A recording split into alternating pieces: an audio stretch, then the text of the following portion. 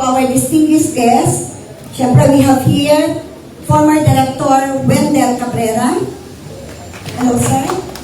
The one beside me, Attorney Brian Marte, one of our Board of Directors. Our National Secretary General of the Barangays, Mr. Ray Junio, and we are lucky to be seated beside our founding chairman, Dr. Ronald Abdamat. And to all proud Filipinos who believes in service, honesty, and sustainable progress, good day to all of us. Today is a moment of pride and purpose. We are gathered here not just to launch an organization, but to launch a movement. A movement of individuals united by one voice, one vision, and one purpose. To build a better, stronger Philippines for generations to come. The voice of individuals of the Philippines for Sustainable Development, PIPSD, is more than just an advocacy group.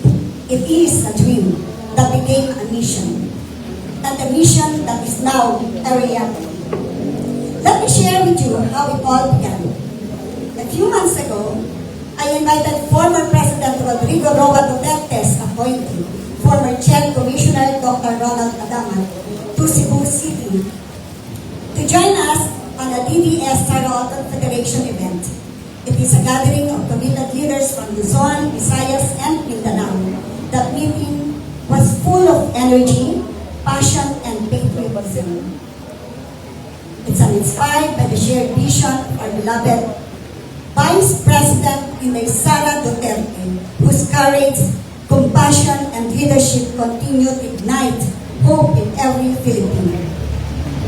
During that Cebu event, I had the opportunity to introduce Commissioner Abdamat to our Secretary General, Engineer Bior Gavino.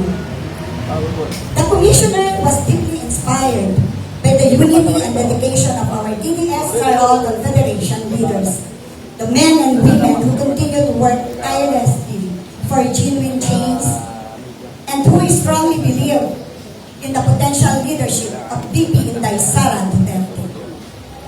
After the event, Commissioner Abdamat gave me a call. He said, "Dan, let's continue what we started. Let's create an organization that will serve as a strong voice, a movement that will champion sustainable development for our country." Without hesitation, I immediately agreed. At the organizational meeting he called, the participants were filled with excitement and commitment. The idea of a new movement, a people's voice for truth, transparency, and development, resonated with everyone in the room. And from that spark of inspiration, the voice of individuals of the Philippines for Sustainable Development, BIPSD, was born. And today, with you, our friends, we are witnessing history unfold. As your National President, I am deeply honored to lead this movement with our former Czech Commissioner, Dr. Ronald Abdamat. And as a former OFW, a flight attendant and now an active volunteer leader who has chosen to dedicate her life in service to our country and our fellow Filipinos. I know the struggles of every working Filipino, those who sacrifice abroad for their families, those who work hard in government and private sectors, those who dream of a fair and corruption-free society. And that is exactly what BIPSD stands for. We stand for good governance, transparency, and accountability. We stand against corruption, ghost projects, and all forms of abuse that drain our nation's potential and betray the people's trust. We believe that sustainable development cannot exist where corruption thrives. Our mission is to amplify the voice of every Filipino, the worker, the farmer, the teacher, the youth, the entrepreneur, and even the OFW. Each one of us has a role to play in building a Philippine that is honest, inclusive, and self-reliant. Together with our umbrella organization, the DDS Sara All Confederation, we will continue to support leaders who embody integrity, discipline, and love for our country.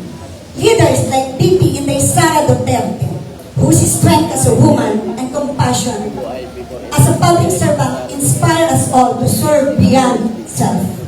As we launch BIPSD today, let this not just be a ceremony, let be a commitment. A commitment to speak the truth, to protest what is right, and to serve the Filipino people with all our hearts. To all our members, partners, our kapamilyas, thank you for standing with us. Let us continue to be the voice of change, voice of integrity, and voice of sustainable development.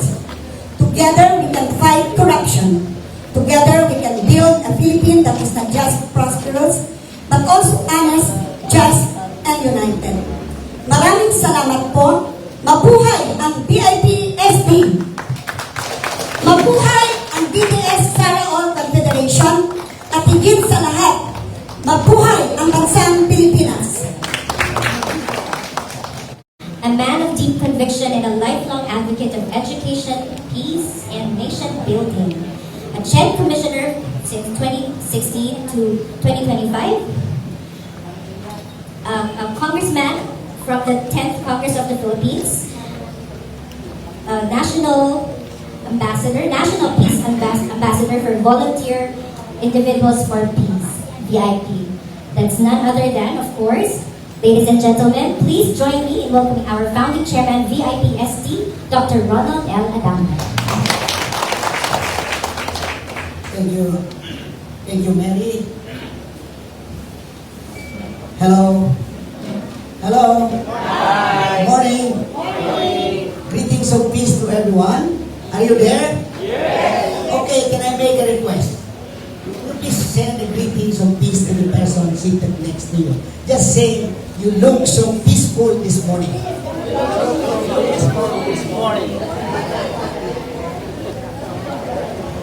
And if he's a man, please tell him, napaka-gwapo mo ngayon.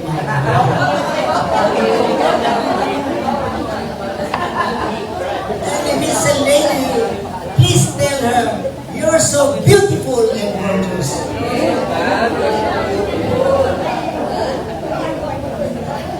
Huwag lang yung banggitin na rest in peace.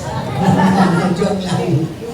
Of course, pwede bang palakpakan natin ating mga sarili? Gibahin natin itong bubong.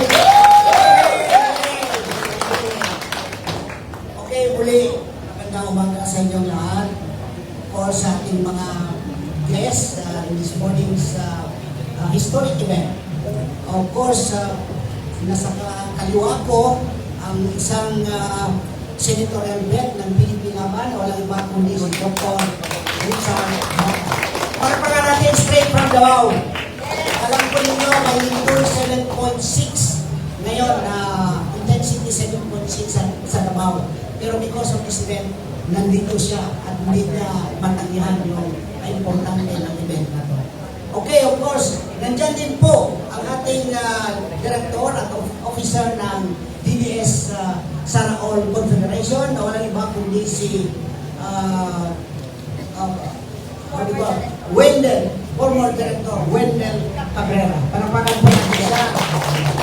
And to my right, of course, my sparring partner. Of course, tulad ng naibanggit niya kanina, narinig niyo kung paano yung historical background, kung paano nag-grow ang BIPSD. Believe ako dito sa babae na ito, talagang mayroong tinatawag na woman empowerment. And talagang dedicated behind the advocacy of VP Inday Sara.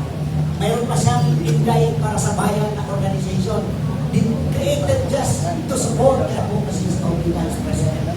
And of course, my good friend also, the one district in Quezon City, District 2, na walang iba kung hindi po si Tatay, gusto niya Tatay ang tawag sa kanya Consilor Tatay Rani Lodica. Palagay natin siya. Ito, very strong supporter ito ng PP Sara and Tatay Digong Duterte. Mayroon siyang program na DWIC. Regular po siya na may program dyan at abangan natin at napakaganda ng content na kanyang ibinibigay sa mga taubayan. Of course, nandito rin po ang isang members ng Board of Director ng DIPSD, ang aming lawyer in the board, walang iba kundi si Attorney Brian Barte. Pagkakuan natin. At ito po yung mga officers ng DIPSD sa ating Mindanao Vice President, si Saima Opar, palapakan po natin siya. Si June De Leon is not around, but he's the Vice President for NCR. And of course, the Vice President for Luzon. Nandito po si Rolly Ocampo, palapakan natin. At nandyan po ang Director representing the transport sector, the biggest sectors in Metro Manila for that matter. Walang iba kundi si Sam Ramos. Palapakan po natin siya. And of course, nandyan din po si Tony Amarillo, kasama Bali-Bali at strong supporter nila ng DIPSD. Of course, nandyan po ang Secretary General ng League of Councilors League of the Philippines. Walang ba kundi si Ray Cunyo. At ang ating sa expert ito sa AI, sa technical side ng ating grupo na walang iba kundi si Nino Pusol. At of course, walang iba kundi si ang ating isang director din na walang iba kundi si Edwin Villarrea. Nabahan ko natin. And of course, doon ang tingin ko, nandito pa kayo mas malapit. Walang iba kundi si Bobby Desta representing the Urban Board. Napakadamit kong grupo yan. Tinatanong niya ako ilan ba ang dalhin mo sa event natin ko. Sabi ko mukhang maliit yung lugar natin. Nagpapakasampo lang muna ang dadalhin ko. Kasi he can put up as many as 300 to 500 people in one second. So sa lahat ng mga supporters, members ng DIPSD, nandito po tayo.